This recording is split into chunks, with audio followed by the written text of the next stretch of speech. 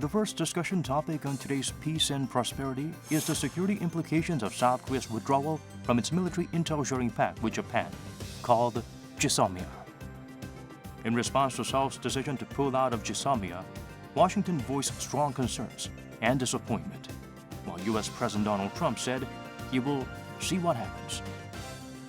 We go in-depth on the aftermath of South Korea's GSOMIA decision, including concerns over the country's state of defense readiness and the future of security affairs in the region.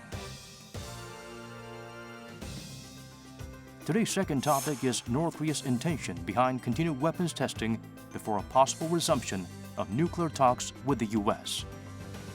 The North test-fired a super-large multiple rocket launcher on August 24th, even after the end of joint military drills between South Korea and the U.S. North Korea's Foreign Minister Ri Yong-ho lashed out at U.S. Secretary of State Mike Pompeo, saying Pyongyang is ready for both dialogue and confrontation. Meanwhile, U.S. President Donald Trump and Japanese Prime Minister Shinzo Abe expressed opposing views on whether the North's latest tests were a violation of UN Security Council resolutions. Where are denuclearization talks headed? And how will the GSOMIA termination affect the overall picture? To shed light on these latest developments, our host, Hong Young-sik, Research Fellow at Yonsei University's Institute for North Korean Studies, is joined by Kim Hyun-wook, Professor at the Korean National Diplomatic Academy, in the studio. To broaden the perspective, we also connect with guest experts on Skype, including Donald Green, Professor of Political Science at Columbia University, and Rodger Baker, Senior VP of Strategic Analysis at U.S.-based intelligence company Stratfor.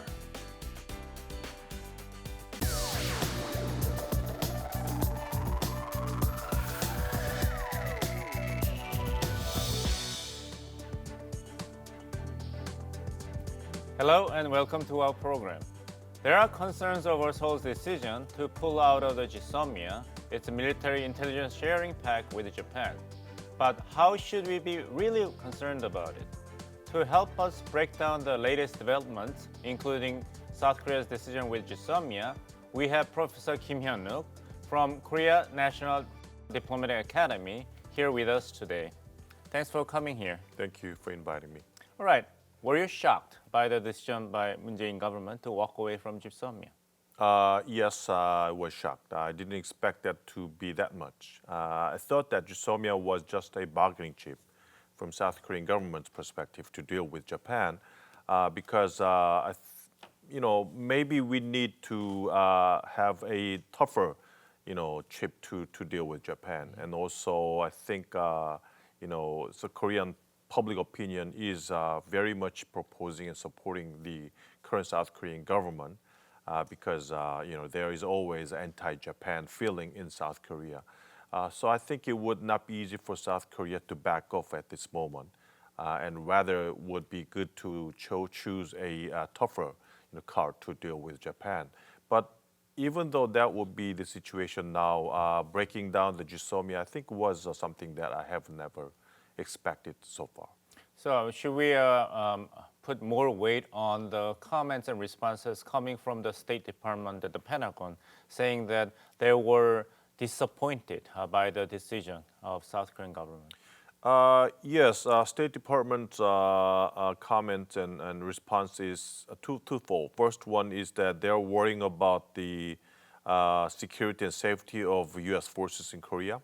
And they are also worrying about the, what is the second one, U.S. security strategy in this region, something like that. Because they know that if there is no free flow of information between Japan and Korea, which are the two important allies right in the front line of Asia vis-a-vis China, and the partners in the Indo-Pacific strategy. Yes, yes. Even though Indo-Pacific strategy is now Trump's Asia policies, they are the Quad countries, but still, Japan and Korea are the more important allies because of their geopolitical location, right next to China. So I think in that sense, the GSOMIA, I think would be something very serious thing for the State Department response. Mm-hmm. As always, we now turn to an expert in the United States. We have on the line Dr. Donald Green, professor of political science at Columbia University. Greetings from Seoul. Well, thank you for having me. It's a pleasure to be here. What do you make of the South Korean government's decision to terminate GSOMIA in terms of South Korea, US, Japan trilateral security cooperation? Well, the first thing that occurs to me is that this is a relatively easy way for the administration to appeal to its voting supporters by, on the one hand, sticking its thumb in the eye of Japan. So it's deliberately provoking Japan, probably to the delight of its supporters. It is defending the semiconductor-dependent industry in Korea. It is perhaps signaling its willingness to cooperate with North Korea and taking a somewhat less hardline view than Japan's. And it's relatively costless in terms of international security because all the real cooperation that currently goes on directly bilaterally between South Korea and Japan can now go on through the mediation of its mutual alliance with the United States. Okay, do you think Seoul's move to walk away from GSOMIA will weaken its alliance with the United States or strain overall bilateral ties? You know, I would say that it probably strengthens the relationship with Washington only insofar as it makes South Korea even more dependent on U.S. military cooperation. I don't think it would play out differently, for example, and I know that Secretary of State Pompeo has been apprehensive about this move, but it'd play out differently if the South Korean administration were openly critical of the United States or its role in failing to mediate the growing trade dispute between South Korea and Japan. But that has not been the primary stance of the government, and so that's why I think that they are not jeopardizing that trilateral relationship. Now, we live in an era where these multilateral arrangements are in flux, in part because President Trump's America First policy throws into uncertainty a lot of the multilateral arrangements. And so maybe what we're seeing is part of an unraveling of many of these more symbolic relationships that bind countries that are trade adversaries together. But time will tell. Some U.S. media criticized President Trump's role as a mediator between Japan and Korea, mean that the U.S. should have been much more active in conciliating two countries so that they can stop conflicting each other. So what do you think about this kind of criticism? Well, it is true that the United States has had its eye on other concerns, and that this is a relatively small concern, I'm sure, in the eyes of the Trump administration, because in some sense, bilateral trade disputes between Asian trading partners might be seen by the Trump administration as a good thing, because it wants to shake up the status quo and in some sense disrupt trade flows, perhaps the United States benefit. But I don't think that this was part of any clear plan, because the administration is not big on big think plans. They're kind of moving from issue to issue, and I would be surprised if they were deliberate in their attempt to orchestrate a trade dispute that leads to a security dispute of this sort, especially when they are trying as much as they can to put up a united front against North Korea. And this would probably work at cross purposes with that. Okay, Professor Donald Green, it was such a pleasure to have you with us today. Thank you. Professor Kim, your overall reactions to Professor Green's analysis, especially his remark that U.S.-Korea security alliance will not be so much affected by the decision. Yeah, I think that would be a desirable way to comment on the current situation. So I think nobody wants to spoil the current U.S.-South Korea alliance. I hope that the current Washington, D.C.'s response to the breakdown of GSOMIA might not be long. I mean, it will be for some time, they will talk about it and comment and criticize about it, but I think it will be short-term response. And I think that should be the response by Washington, D.C., because Washington, D.C. just only criticizing what happened recently would not be good for the solidarity of the U.S.-South Korea alliance. But even if it is the short-term response, I'm kind of worried about whether this kind of response will be linked to the real-term U.S. strategic change in Asia. What if they are not thinking about these, South Korea as a important ally in dealing with, Asia policies? Of course, we might think that, okay, Asia policies of the United States trying to pressure China is not our interest. Okay, that is true, but would that really be pretty much linked with our security issues dealing with North Korea? They're delicately linked to each other. So I think it would be very risky to just cut off the Asia policy of the United States and the purpose of a U.S.-South Korea alliance dealing with North Korea. Okay. In fact, the history of GSOMIA does not date back long. It was signed in 2016. There are also other means for South Korea and Japan to share intelligence. Here's more on the story. South Korea signed a military intelligence sharing pact with Japan known as the General Security of Military Information Agreement, or GSOMIA, in November 2016. Under GSOMIA, South Korea had access to information gathered by Japan's surveillance satellites and other high-tech systems, while Japan enjoyed human intelligence from South Korea. However, there have been only 29 cases of information sharing under the agreement for the past 3 years. Also, there was skepticism about its importance, as the intelligence provided by Japan was mostly response to North Korea's missile threats. The South Korean government has decided to terminate GSOMIA. 2014년 12월 체결된 한미일 3국 간 정보 공유 약정 TISA를 통해 미국을 매개로 한 3국 간 정보 공유 채널을 적극 활용해 나갈 것입니다. TISA was signed in December 2014, a year after the North carried out its third nuclear test, as the three countries saw the growing need to exchange intelligence on North Korea.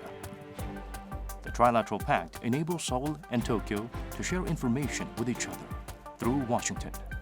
South Korea and Japan send the U.S. information, which the U.S. then classifies based on its own classification system and sends them to the other side.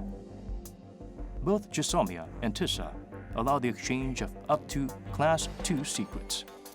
However, the scope of information shared through TISA is limited to North Korea's nuclear and missile threats. Seoul believes South Korean and U.S. intelligence assets alone can help maintain the country's military readiness. It is making efforts to dispel security concerns over its GSOMIA decision.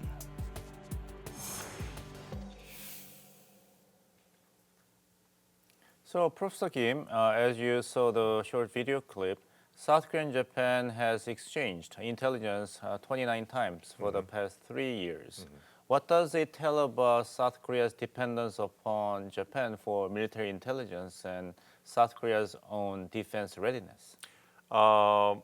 I'm sure that there have been some kind of dependence of South Korea and Japan, but when we look at what happened for the 29 times sharing of information between two countries, more of the times has been from the Japanese side to get information from South Korea, not vice versa. So I think as far as, of course, Japan has some kinds of more advanced SIGINT, capabilities, but wherever something happens about North Korea, I mean, South Korea have, I would say, more higher advanced capabilities to catch the information throughout its human capabilities. So as far as North Korea, missiles and weapon testing is related, I think GSOMIA gives more advantages to Japan rather than South Korea. South Korea is more in the position of giving out information to Japan. So I think there is TISA, which is Trilateral Information Sharing Agreement, which is to share the information between Japan and Korea throughout, United States. So I think as far as information sharing is concerned, I would say there is not much problem. Of course, when some contingency situation happens, a very swift information sharing between two countries, between Japan and Korea, might not be possible. But when that kind of contingency happens, I think the U.S. will be really at the front runner position to deal with it. So I think information sharing at that kind of contingency, I would say, would be meaningless in some sense. Mm-hmm. 3 days after it made an announcement that it would walk away from GSOMIA, South Korean government went ahead with a massive maritime exercise in the vicinity of the Dokdo Islands in the East Sea. What do you think of this exercise? They changed the name. This time it was not about Dokdo, but it's about the East Sea security issues dealing with, and that's something that has been done routinely twice a year. So just having it or not is not a problem. The problem, I think, would be why this time? What about postponing it for a while? Because now it's right after the breakdown of GSOMIA and have a very negative impact on the relationship with Japan. But I think that this is a very clear message from the South Korean government that it would not back off in dealing with Japan. And clear message not only to Japan but also to other regional countries not to, intrude the areas, maritime, territory of South Korea. You're talking about Russia and China. Yes, because there have been several times that they have been intruding the Cadiz of Cadiz area, which is Korean Air Defense Identification Zone, and there should be some kind of prior notification to intrude into other countries' Cadiz, which has not happened. So this is, I think, a very clear message to the countries around South Korea not to ignore the maritime territory of South Korea. Mm-hmm. South Korea and the U.S. had concluded their joint military exercises, but North Korea launched yet another military provocation. Here's a short clip. North Korea fired 2 projectiles presumed to be short-range ballistic missiles into the East Sea on August 24th. It marked the North's 7th launch of projectiles since the DMZ meeting between the leaders of the 2 Koreas and the U.S. But this time was different, as it came after South Korea and the U.S. had finished their joint military drills, which the North cited as the reason for firing off missiles. U.S. President Donald Trump and Japanese Prime Minister Shinzo Abe showed their differences over the seriousness of North Korea's repeated short-range missile launches. I'm not happy about it, but again, he's not in violation of an agreement. 日本はですね、短距離弾道ミサイルも国連の決議違反であろうと思っておりますし、この短距離のミサイルの発射については極めて遺憾ですね。On the same day, Trump called the South Korea-U.S. joint military drills a total waste of money, leaving many to question the motive behind his remarks. But I think it's a total waste of money, and they did a modified version of them. John Bolton, would you say that's correct? It's a very much modified version, but I think it was unnecessary to do. Amid U.S. attempts to appease North Korea ahead of a possible restart of negotiations, it remains to be seen how the North will respond. The joint military exercises between South Korean military and the U.S. forces in South Korea actually ended on the 20th of August. But North Korea still went ahead with another round of test firing of short-range missiles, projectiles, 4 days later. Has North Koreans, broken the promise? Yes, when they exchanged letters, President Trump clearly said that Kim Jong-un promised that he would stop shooting missiles and come back to the working level talk with the United States when joint military exercises between U.S. and South Korea is finished. That's what Kim Jong-un clearly said. So I think I would say that, I think it was a 4th time, yes. Recently, there was one more time missile test by North Korea, but during the period of joint military exercises, U.S.-South Korea joint military exercises, North Korea shot, I think, 3 or 4 times of short-range missiles, which is highly advanced missiles compared to previous ones. So I think those missile tests were something planned by North Korea, but something after the joint military exercise finished, something additionally tested was something that has not been planned. So I'm kind of worrying about whether North Korea is beginning to change its strategy vis-a-vis the United States. Is North Korea, inside North Korea, some kinds of power balance is broken or changed?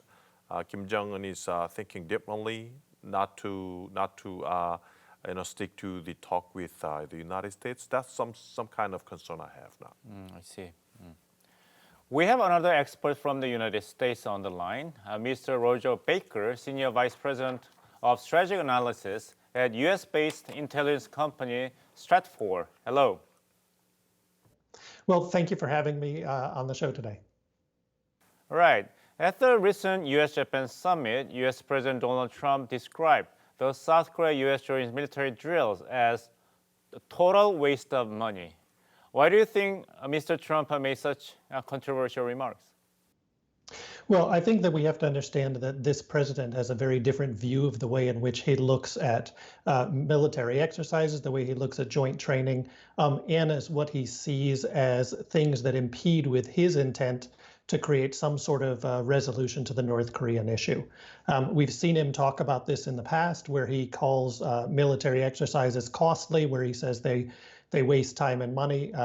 In some ways, I don't think that he fully recognizes the value of these types of training to keep forces ready for actual action. He sees them primarily from their cost perspective and as ways that they distract from what he's trying to do ultimately with North Korea. After Hanoi summit meeting, the talk between the U.S. and North Korea is in stalemate. North Korea has been asking for a new proposal from the United States. I'm not sure what this kind of new proposal means. What is it? Well, when we look at what the North Koreans are looking for, they certainly want some sign that the United States is willing to ease back on some of the economic sanctions and economic requirements on North Korea. The North Koreans have argued that in any relationship, there has to be moves on both sides. The United States can't simply wait for the North Koreans to remove all of their nuclear capacity, all of their nuclear construction and their existing weapon systems, and then hope that the United States gives them something in return. So what they're looking to see is the United States offer something in regards to recognition of North Korea diplomatically, some removal of sanctions, and potentially other types of these steps that would demonstrate goodwill from the North Korean perspective of the United States. Mr. Baker, North Korea released photos of the projectiles it fired on August 24th. How advanced is North Korea's weapon technology, and how much of a threat is it? When we look at the latest series of tests by North Korea, it's been testing a lot of its short-range systems.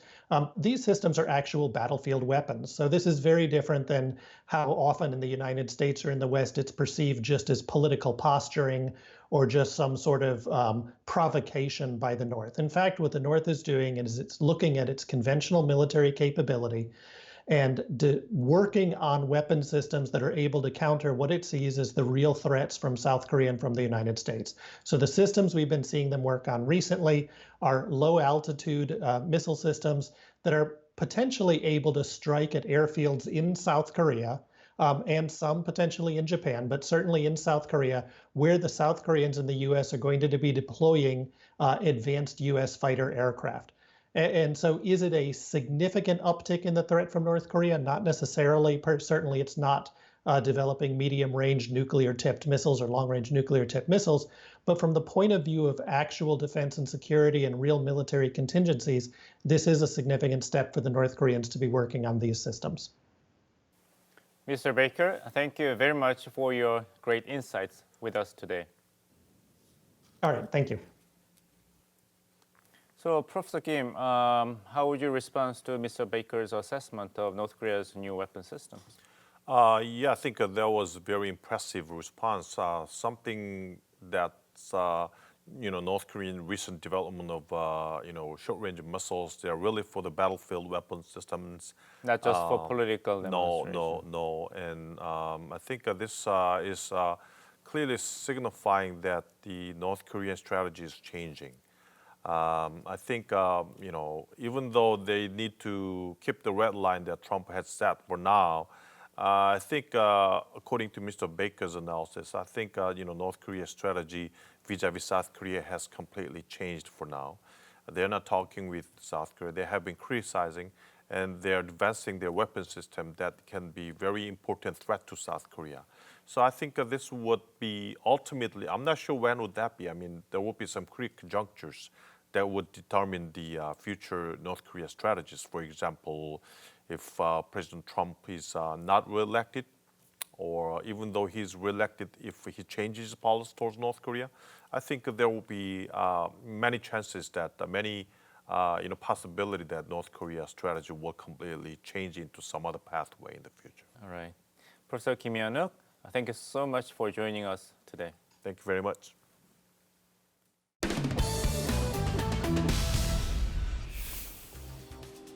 Japan has been adamant that South Korean individuals' requests for compensation of their wartime forced labor by Japan during World War II is nonsense, and that the case was already settled through the 1965 Normalization Treaty between the two countries. But Yukio Hatoyama, who served as Japan's prime minister between 2009 and 2010, says such claim goes against the official stance of the past Japanese government. I think Prime Minister Abe and Foreign Minister Kono are claiming that the wartime forced labor issue was completely resolved through the 1965 treaty and that it's South Korea that's been violating international law because of the current political rightward drift in Japan. But that contradicts the past Japanese government stance. The Abe administration needs to go back to the government stance in 1991. The former Japanese prime minister also stressed that the worsening relationship between Seoul and Tokyo, particularly in politics and economy, is only harming the two nations.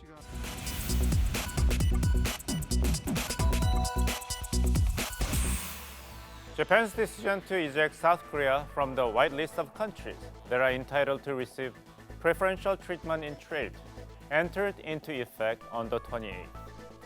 Current bilateral tension may become even worse.